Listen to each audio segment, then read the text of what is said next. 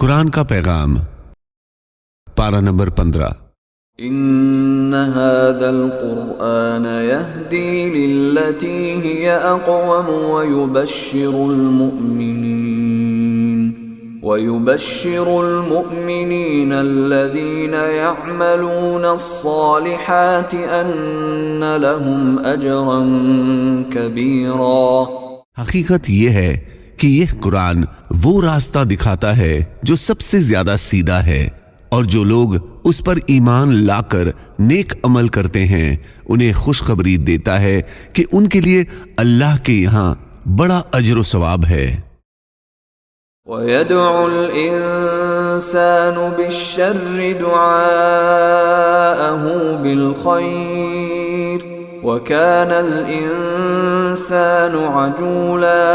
انسان برائی اس طرح مانگتا ہے جیسے اسے بھلائی مانگنی چاہیے، اور انسان بڑا جلد باز واقع ہوا ہے۔ من كان يريد العاجلة عجلنا له فيها ما نشاء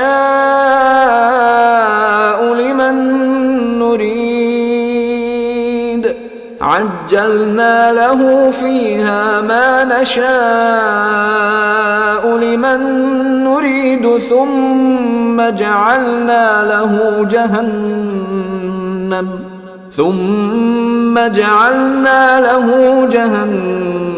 يصلاها مذموما مدحورا۔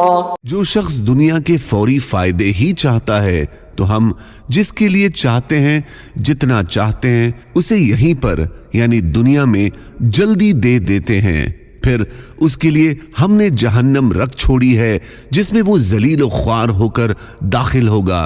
ومن اراد الآخرة وسعى لها سعيها وهو مؤمن فأولئك كان سعيهم مشكورا۔ اور جو شخص آخرت کا فائدہ چاہے اور اس کے لیے ویسی ہی کوشش کرے جیسی اس کے لیے کرنی چاہیے جبکہ وہ مومن بھی ہو، تو ایسے لوگوں کی کوشش کی پوری قدردانی کی جائے گی، یعنی انہیں انعامات سے نوازا جائے گا۔ وَقَضَى رَبُّكَ أَلَّا تَعْبُدُوا إِلَّا إِيَّاهُ وَبِالْوَالِدَيْنِ إِحْسَانًا إِمَّا يَبْلُغَنَّ عِندَكَ الْكِبَرَ أَحَدُهُمَا أَوْ كِلَاهُمَا فَلَا تَقُل لَّهُمَا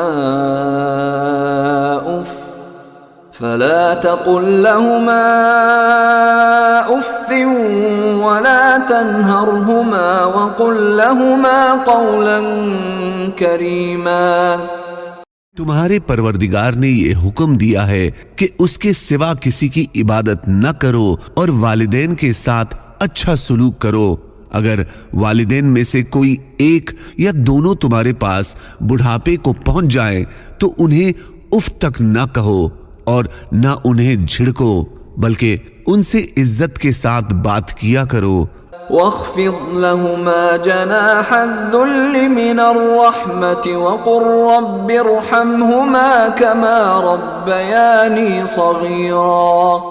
اور ان کے ساتھ محبت کا برتاؤ کرتے ہوئے ان کے سامنے اپنے آپ کو عاجزی کے ساتھ جھکاؤ، اور یہ دعا کرو کہ اے رب، جس طرح انہوں نے میرے بچپن میں مجھے پالا ہے آپ بھی ان کے ساتھ رحمت کا معاملہ کیجیے۔ وَآتِ ذَا الْقُرْبَى حَقَّهُ وَالْمِسْكِينَ وَابْنَ السَّبِيلِ وَلَا تُبَذِّرْ تَبْذِيرًا۔ رشتہ دار کو اس کا حق دو اور مسکین اور مسافر کو ان کا حق، اور اپنے مال کو بیہودہ کاموں میں نہ اڑاؤ۔ ان المبذرین كانوا اخوان الشیاطین وکان الشیطان لربه کفورا۔ یقین جانو کہ جو لوگ بیہودہ کاموں میں مال اڑاتے ہیں وہ شیطان کے بھائی ہیں، اور شیطان اپنے رب کا بڑا ناشکرا ہے۔ وَلَا تَقْرَبُوا الزِّنَا إنه كان فاحشة وساء سبيلا. زنا کے قریب بھی مت جاؤ، وہ یقینی طور پر بڑی بے حیائی اور بہت برا راستہ ہے۔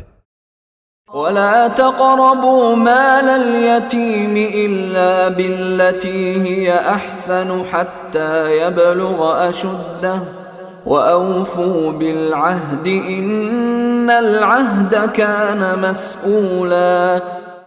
یتیم کے مال کے پاس بھی مت جاؤ، یعنی یتیم کے مال کو استعمال نہ کرو مگر ایسے طریقے سے جو اس کے حق میں بہتر ہو، یہاں تک کہ وہ بالغ ہو جائے اور اس کے اندر سمجھ پیدا ہو جائے، اور عہد یعنی جائز وعدہ کو پورا کرو، بے شک ایسے وعدے کے بارے میں تم سے پوچھ تاچھ ہونے والی ہے۔